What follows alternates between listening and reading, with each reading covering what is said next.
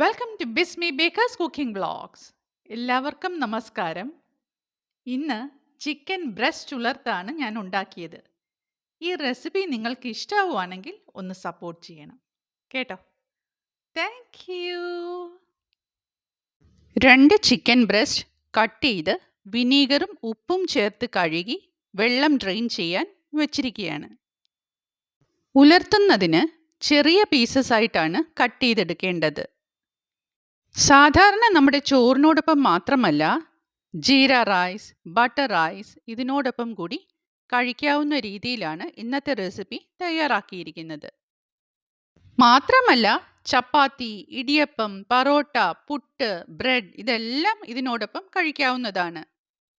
ഒരു കടായി ചൂടാക്കി എടുക്കുകയാണ്. ഫ്ലെയിം ഓൺ ചെയ്ത് കൊടുത്തു. കടായി ചൂടായപ്പോൾ അതിലേക്ക് സൺഫ്ലവർ ഓയിലാണ് ഒഴിച്ചു കൊടുക്കുന്നത്. അതിനോടൊപ്പം ഒരു ചെറിയ പീസ് ബട്ടർ കൂടി ചേർക്കുന്നുണ്ട്. കരിഞ്ഞു പോകാതിരിക്കാനാ എണ്ണ ആദ്യം ഒഴിക്കുന്നത്.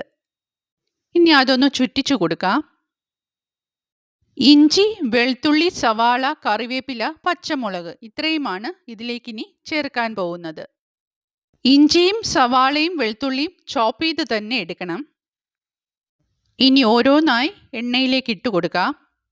ജീര റൈസിനും ബട്ടർ റൈസിനും കൂടി കഴിക്കാനുള്ളത് കൊണ്ടാണ് ഇവിടെ വെളിച്ചെണ്ണ ഉപയോഗിക്കാത്തത്.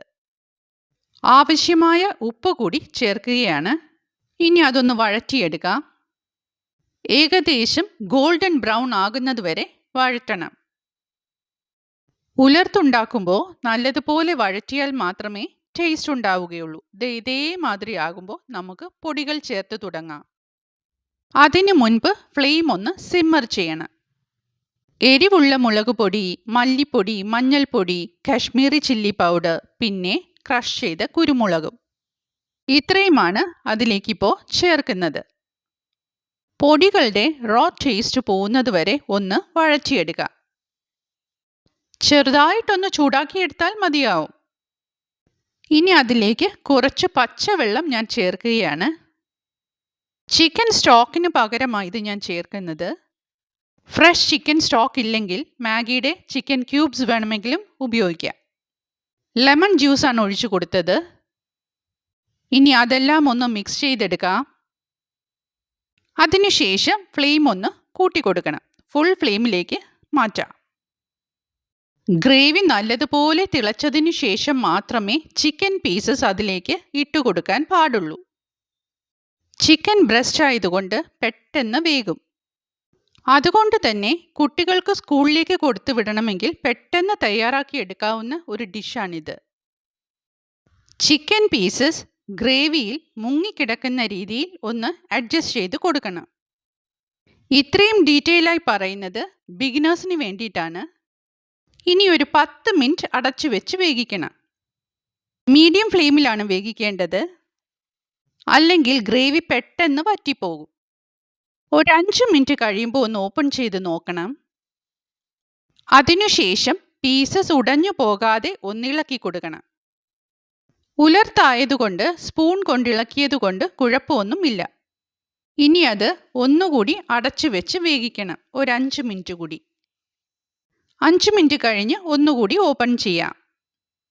കുറച്ചുകൂടി ഗ്രേവി വറ്റി വരാനുണ്ട്. ഇനി പാത്രം ഓപ്പൺ ചെയ്ത് വെച്ചാണ് വേവിച്ചെടുക്കേണ്ടത്.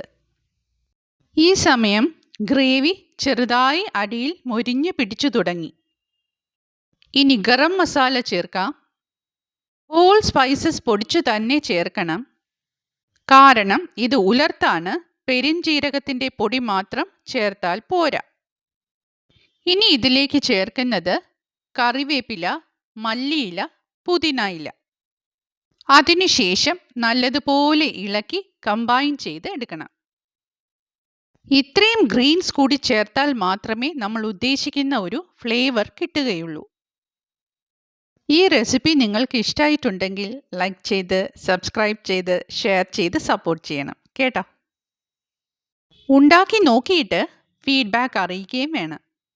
അതുമാത്രമല്ല, ഇഷ്ടമായാൽ ആ ബെല്ലൈക്കൺ കൂടി ഒന്ന് എനേബിൾ ചെയ്യണേ കേട്ടോ. ഫ്ലെയിം ഓഫ് ചെയ്തു. ചിക്കൻ ബ്രസ്റ്റ് ഉലർത്ത് റെഡി. ചില കാര്യങ്ങളൊക്കെ ഞാൻ ഡീറ്റെയിൽ ആയി പറയുന്നത് കുക്കിംഗ് അറിയാത്ത കുട്ടികൾക്ക് വേണ്ടിയാ കേട്ടോ. എക്സ്പേർട്സിന് എൻ്റെ എക്സ്പ്ലനേഷൻ ടൂ മച്ച് ആയിട്ട് തോന്നും. അത് സാരമില്ല കേട്ടാ.